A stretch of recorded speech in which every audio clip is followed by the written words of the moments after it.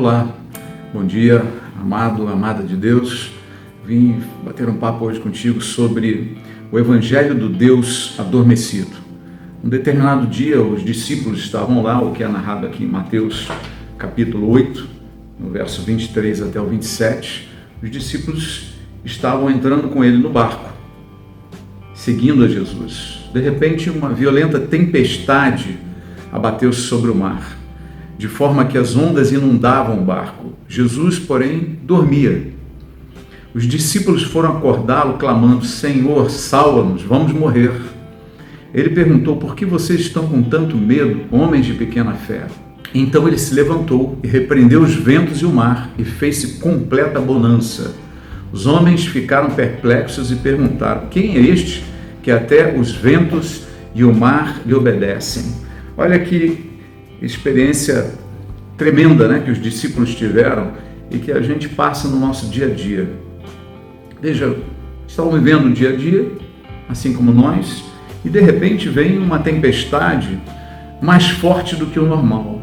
Uma tempestade que nós não estamos habituados, uma tempestade que está além da nossa capacidade de absorver, de controlar. A gente sente que, olha, a casa vai cair, né? O bicho vai pegar, o problema está sério. Às vezes nós passamos por situações assim que a tribulação, a luta, ela chega num limite que nós nos amedrontamos. Nós começamos a pensar o pior, a gente perde o controle da situação. Quando você, olha, eu não tenho o que fazer, eu não sei como resolver isso, a situação é destruidora, avassaladora, ela está acabando comigo, acabando talvez com a nossa vida, ou um problema de saúde, um problema financeiro, ou ameaças, perigos, erros que foram cometidos e podem ter consequências gravíssimas, né? Às vezes a tempestade da vida, ela ultrapassa a nossa capacidade de suportar, de controlar. E entramos literalmente em pânico. A ansiedade domina o coração, o medo, a insegurança, os pensamentos sobre o que vai acontecer se tornam os piores possíveis, vem pesadelos na nossa alma, né? Angústias no coração. E nessa hora, de repente, os discípulos olham, e Jesus está dormindo. E muitas vezes isso acontece conosco. A gente está na nossa vida, vivendo o dia a dia, quando vem uma tribulação, uma coisa horrível, a gente tem a tendência até de brigar com Deus e falar: onde o Senhor estava no meio dessa bagunça toda? Por que o Senhor não fez nada? Onde estava Deus no meio daquela derrocada, no meio daquela confusão toda? Deus estava dormindo, né? E na realidade a gente deve se perguntar: quem é que estava dormindo? Era Deus ou éramos nós? Por isso o nome desse é o Evangelho do Deus adormecido. É o Evangelho daqueles que não buscam a Deus. Deus está lá na nossa vida, mas nós não buscamos. Nós não procuramos, nós não oramos, não vamos atrás de conhecer melhor a palavra de Deus, não buscamos nos separar para Deus, não buscamos ser pessoas realmente melhores, né? E não aquele bate-papo furado, aquela enganação: não, eu sou um cara legal, eu sou uma pessoa boa. Não, estou falando de buscar Deus a sério, de falar a verdade, abrir o coração, se derramar diante dele. Às vezes não oramos, não cultuamos como Deus, não adoramos. Às vezes podemos estar até dentro da igreja, mas não buscamos o Deus verdadeiro, e fica como se Deus estivesse adormecido no barco da nossa vida. Um Deus não procurado, não requerido. E assim eles estavam. E assim muitas vezes nós estamos. Jesus, o Senhor dos Senhores, adormecido na nossa vida, adormecido no nosso barco. Veja, muitos dos nossos problemas, muitas vezes não estão nas circunstâncias, né?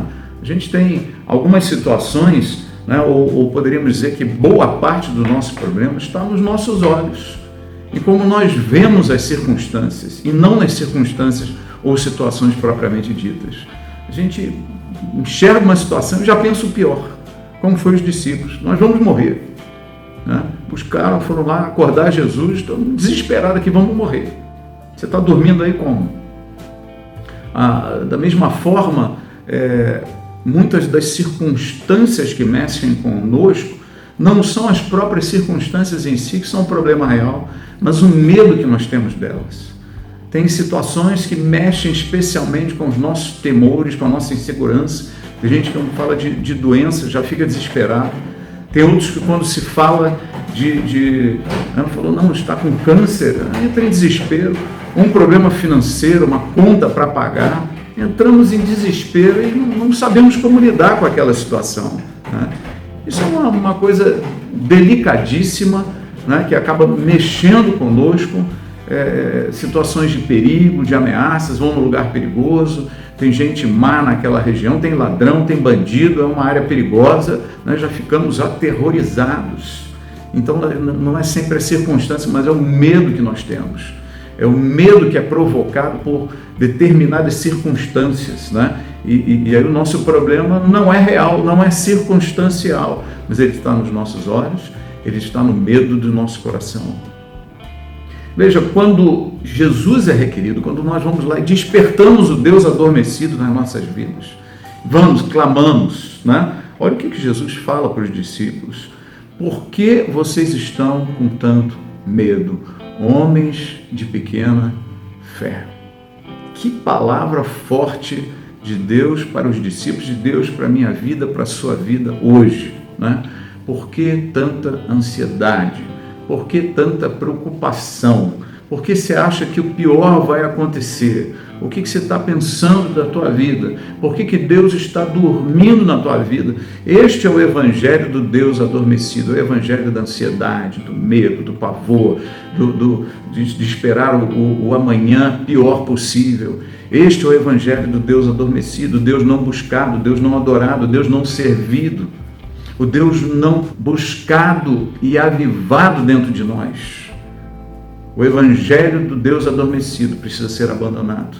E o evangelho do Deus verdadeiro precisa ser trazido para as nossas vidas, para o nosso dia a dia, para não nos declinarmos dessa forma, não entrarmos em desespero no meio das tribulações. Eu sei, você pode estar passando situação difícil, mas não é uma situação qualquer, não. Para eles também não era.